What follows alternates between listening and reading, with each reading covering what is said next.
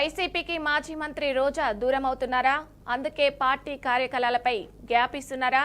అందులో భాగంగానే టీవీ షోలకు ప్రాధాన్యత ఇస్తున్నారా? ఈ ప్రశ్నలకు అవుననే సమాధానాలు వినిపిస్తున్నాయి. పార్టీ మీద పెట్టే శ్రద్ధ కంటే ఇతర కార్యకలాపాలపై ఎక్కువ శ్రద్ధ పెడుతున్నారనే వాదనలు ఉన్నాయి. ఇంతకీ రోజా రూట్ ఎటు? ఇక దీనిపై మరింత విశ్లేషణ మా మేనేజింగ్ డైరెక్టర్ రాజేంద్ర అందిస్తారు.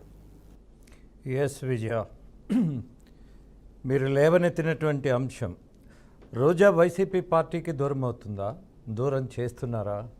ఈ ప్రశ్న కూడా వేసుకోవచ్చు.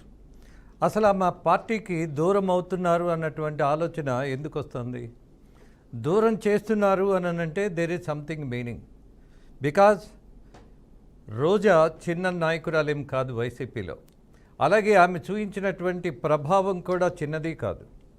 ఇక రోజా గురించి మనం చెప్పుకున్నప్పుడు ఆమెకున్నటువంటి ఇంపార్టెన్స్ ఏదైతే ఉన్నదో, ఇవాళ జగన్మోహన్ రెడ్డికి రైట్ హ్యాండ్ లాగా, one of the dependable source లాగా ఆమె ఒక రైట్ హ్యాండ్ లానే బిహేవ్ చేసింది. అలాగే బాధ్యత తీసుకుంది.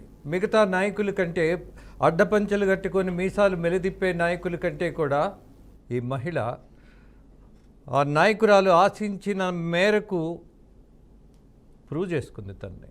దాంతోపాటు ఆయన ఎక్స్పెక్టేషన్స్ కంటే కూడా కొంత దూకుడుగానే వెళ్ళింది. ఎప్పుడు ఎక్కడ ఏ సభ జరిగినా అక్కడ వేదిక మీద ఉన్నటువంటి జగన్మోహన్ రెడ్డిని మెప్పించటంలో మొత్తం రాష్ట్రంలో ఉన్నటువంటి మహిళలు ఆమెను విమర్శించినా, వ్యతిరేకించినా, ఏమనుకున్నా, ఎవరు ఏమనుకున్నా, జాన్దేవ్ బై నా జగనన్న. ఎస్, గన్ లాంటి వాడు మొదటిగా వచ్చేది కూడా గన్ కంటే జగనే అని చెప్పినటువంటి ఒక మూర్ఖమో, ఒక ధైర్యమో, ఒక బాధ్యతో ఆ నాయకురాలికి ఉన్నటువంటి గుర్తింపు ఆ పార్టీలో.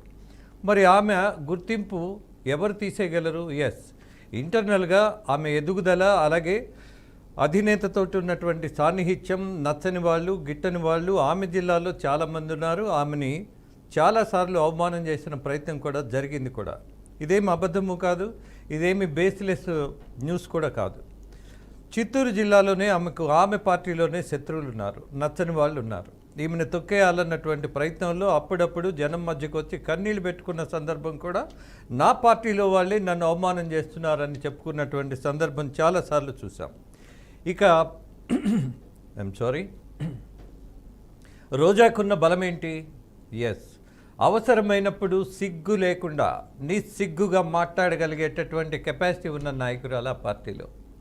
మరొకటి, అబద్ధమైనా సరే బల్లగుద్ది గట్టిగా డిబేట్ చేయగలిగినటువంటి ఒక మనస్తత్వం ఉన్నటువంటి నాయకురాలు కూడా.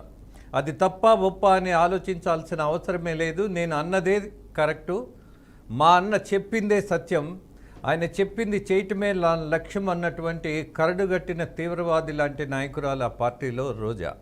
మరి ఆ పార్టీని ఆమె వదిలేస్తే పోన్లే అని అనుకునే పరిస్థితి ఉంటుందా? జగన్మోహన్ రెడ్డి అంత తేలిగ్గా తీసుకోగలిగే అవకాశం ఉందా? అలాగే మంత్రిగా ఆమె అభివృద్ధి చేసిందా, వివాదాల్లోకి వెళ్ళిందా? ఆ పార్టీలో జరిగినటువంటి చర్చల్లో అది పెద్ద ప్రాధాన్యత కలిగినటువంటి అంశంగా ఎవరు భావించలా. ఆమె అవినీతికి పాల్పడిందని ఇవాళ ఉన్నటువంటి కూటమి ప్రభుత్వం ఆడదాం ఆంధ్ర అన్నటువంటి కార్యక్రమంలో ఆమె 40 కోట్లు మింగేసింది, తినేసింది అన్నటువంటి ఒక దర్యాప్తు సంస్థ నివేదిక ఇచ్చింది. కాబట్టి ఆమె త్వరలో అరెస్ట్ అయ్యే అవకాశం ఉందని కూడా కొన్ని చర్చలు జరిగాయి. మరి ఈ చర్చల మధ్య, అనేక వివాదాల మధ్య, అలాగే ఒత్తిడి మధ్య నిలబడి తట్టుకోగలిగినటువంటి ఏకైక మహిళా నాయకురాలుగా ఆ పార్టీలో ఆమెకు ఒక ప్రత్యేకత అయితే ఉంది.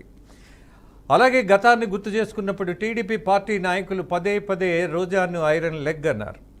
కానీ అదే ఐరన్ లెగ్ వైసీపీకి వచ్చిన తర్వాత మంత్రిగా కూడా ఎదిగింది. మరి ఈమె ఐరన్ లెగ్గా కాదా అన్నటువంటి అంశం ఆ పార్టీలోకి పెద్ద చర్చనీయాంశం కాల. బట్ ఒక డాన్గా గుర్తింపు ఉంది, మహిళా డాన్గా. చంద్రబాబు నాయుడిని టార్గెట్ చేయాలి అని అంటే ఒక పక్క కొడాలి నాని, మరొక పక్క పంచ్ పాయింట్స్తో రోజా. నిజానికి రోజా మాట్లాడే మాటల్లో ఒక పంచ్ ఉంటుంది, దాన్ని ఇంట్రెస్ట్గా జనం చూసే అవకాశం ఉంటుంది, వినేటటువంటి అభిలాష కూడా ఉంటుంది. ఈ నేపథ్యంలోనే ఆమె ఏం మాట్లాడినా సరే ట్రెండింగ్ అవుతుంది. ఈ ట్రెండింగ్లో చంద్రబాబు నాయుడు మాట్లాడిన మాటలు అనేక సార్లు ఆ పార్టీని బాగా హిట్ చేశాయి. అందుకే ఆమెకున్నటువంటి పవర్ ఏంటి, అది నెగిటివా పాజిటివా అనే దానికంటే ఇవాళ రాజకీయాల్లో ప్రయోజనమే ముఖ్యం. కాబట్టి నైతికత, అనేకత అనేటటువంటి చర్చే లేదు ఇవాళ రాజకీయాల్లో. ఎలాగైనా సరే అధినేతను మెప్పించటం, ఎలాగైనా సరే శత్రుపక్షాన్ని బలహీనపరచటం, బాధించటం, అవమానించటం, ఇవి రాజకీయాల్లో మనం చూస్తున్నటువంటి దాంట్లో ప్రధాన పాత్ర వహించగలిగినటువంటి బలమున్నటువంటి నాయకురాలుగా, అది నెగిటివా పాజిటివా, అగైన్ ఐఎమ్ సేయింగ్, రాజకీయాల్లో ఇవాళ హిట్ చేయాలనంటే భాషా ప్రావీణ్యత ఉండాలి, అలాగే బాడీ లాంగ్వేజ్ ఉండాలి, అలాగే సిగ్గులేని తనం ఉండాలి, అలాగే దూకుడు తనం కూడా ఉండాలి. ఇవాళ రాజకీయాల్లో మనకు కావాల్సింది అదే అన్నటువంటి రాజకీయ పార్టీలకు ఇలాంటి నాయకురాళ్ళు చాలా అవసరం. దట్టు మహిళ అవటం మరింత బలం. కాబట్టి ఇవాళ రోజాని పార్టీ దూరం చేసుకుంటుందా అనంటే అవకాశం లేదు.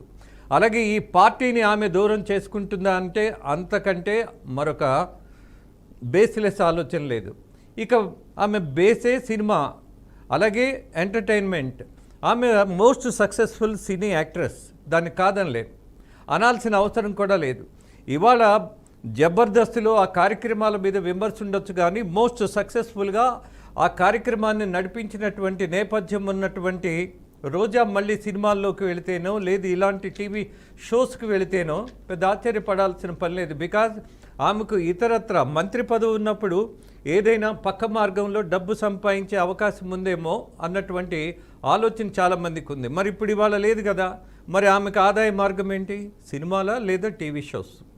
కాబట్టి ఆమె షోస్కి వెళ్ళిన రాజకీయాల్లో కాసేపు ఏదైనా మీకు శబ్దం వినపడకపోతే, బూతులు కనపడకపోతే, ఈ మహిళ మళ్ళీ బాబు గారిని తిట్టకపోతే ఎస్ ఇన్యాక్టివ్గా ఉన్నారు అనుకుంటే మాత్రం పొరపాటు. ఆమె ఎప్పుడూ వైసీపీ పార్టీని వెళ్ళే అవకాశం లేదు. ఆ పార్టీ ఆమెను దూరంగా జరిపేటటువంటి ఆలోచన అంతకంటే లేదు. బట్ ఇంటర్నల్గా ఉన్నటువంటి శత్రువర్గం ఏదైతే ఉందో వాళ్ళ ప్రయత్నాలు అప్పుడు ఫలించలేదు, ఇప్పుడు ఫలించవు. కాబట్టి 200% ఈ పార్టీకి ఆమె దూరంగా జరిగే అవకాశం లేదు. Vijaya. Okay, right. Thank you sir.